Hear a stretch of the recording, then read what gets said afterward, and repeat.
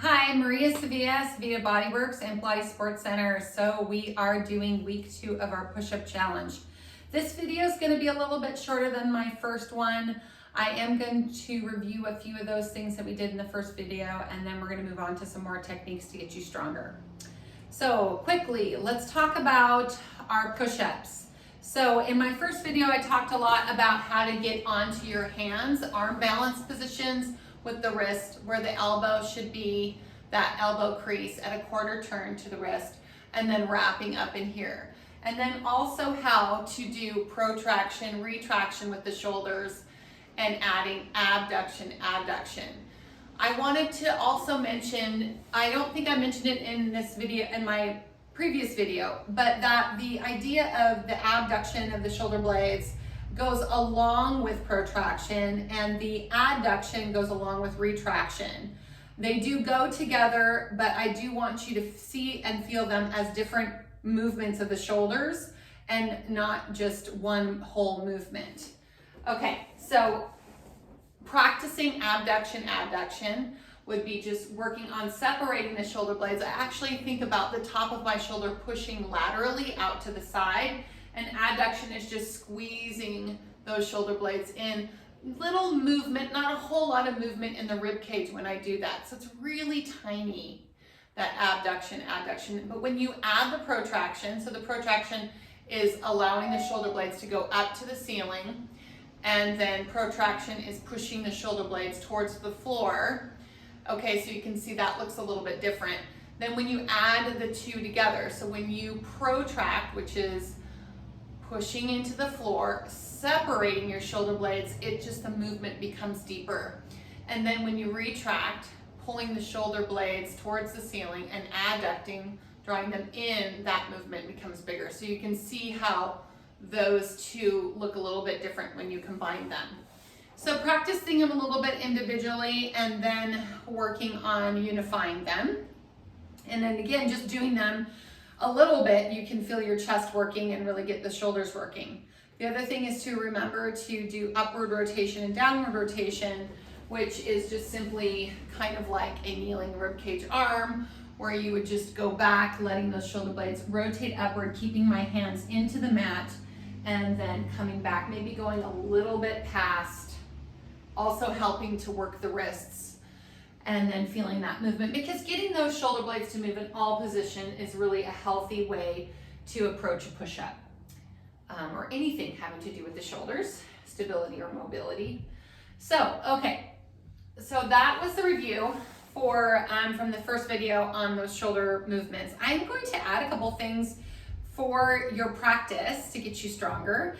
And one of them is really going to be more about the chest, our serratus, and our upper obliques, our external obliques, and what I consider maybe like the upper trunk area. And we're going to do it not on our wrists, which is great because sometimes, you know, being on our hands, this can get really tiring for our wrists. So I'm going to have you go down onto your forearms. And on your forearms like this, but want to be lined up still underneath your shoulders. And hold this for a second. Practice those movements of the shoulders. So adduction and abduction, protraction, retraction, and then combining those two. It feels a little bit different when you can't use your hands. So it kind of takes one of those joint lines away, and you really are forced to really work in more detail into your shoulders and your chest, which I think is great. That way you can't cheat. So here we go. We're going to stay here. We're still palming the floor. So remember what I said about the tripod hand, index finger, pinky finger, all the way down, and then kind of like a suction cup. So even though I'm not directly on my hand, flexing my wrists, and I'm flat on my forearms, I can still manage that with my hands. So I do want you to do that. And then what we're going to do is I'm going to have you gently drop your head so that you're looking directly in between your forearms. Press into those forearms, really use that palm, and then start to abduct and protract, and then drop your head. So basically what this looks like is maybe a forearm ab curl. I'm pulling my ribs up and I'm pushing down, and then I'm going to release back into that neutral position. Let's do that a couple more times here. So you're gonna push down into your forearms, you're gonna drop your head, you're gonna abduct and protract and drop that head down and round through that upper body and then come back. And then once again, doing it. So what you should be feeling here is chest and upper abdominals, and then definitely arms. So I want you to really feel like you're squeezing your chest in, that you're wrapping everything from the back around, because that is getting, again, that serratus to engage, really feeling that shoulder blade come against your back. We're gonna do it a few more times here. We're gonna add a couple things to it. So coming here, let's try that again. Pushing, palming, pressing, wrapping, dropping that head, and then coming back. So here we go, let's add.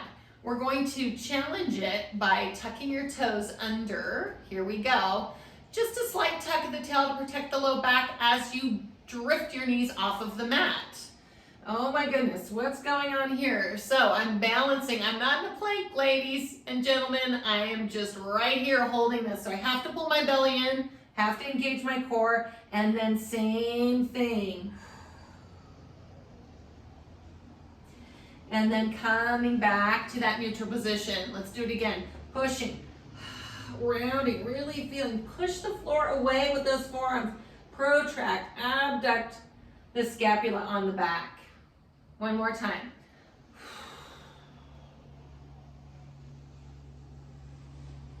And then gently coming down. Whew. Let's do a little release of the arms just for a moment here. Oh, that feels good. Wow. Okay. I hope you felt that, because that was the whole key to getting your upper body stronger. A little bit safer on the wrists in this one, a little bit safer in the shoulders on this one. And yes, it's a ton of core work, especially when you pop those knees off. You have to stay balanced. And we're just kind of inching our way out to that plank a little bit. But let's go ahead and do some more push-ups with the box or a bench or kitchen counter, whatever you have. Similar to we did the last video with our extended hands, and see how it goes. All right, so I'm gonna bring my box up.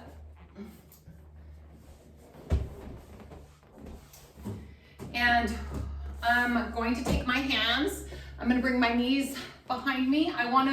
It's kind of a kneeling position.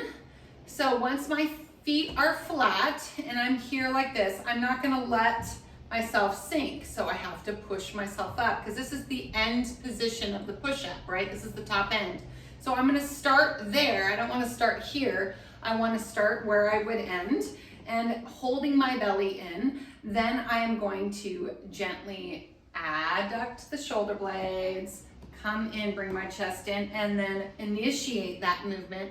And I'm already kind of warm from those exercises that we just did. So I'm really feeling how I have to push up and away, squeezing my legs away, holding my core in, and then pushing into the palm, index finger all the way to pinky finger. 3, 2, and 1. And then gently reaching back. Oh, that feels great. Okay, so I want you to practice those techniques and see how you do. We want to be feeling mostly around through here.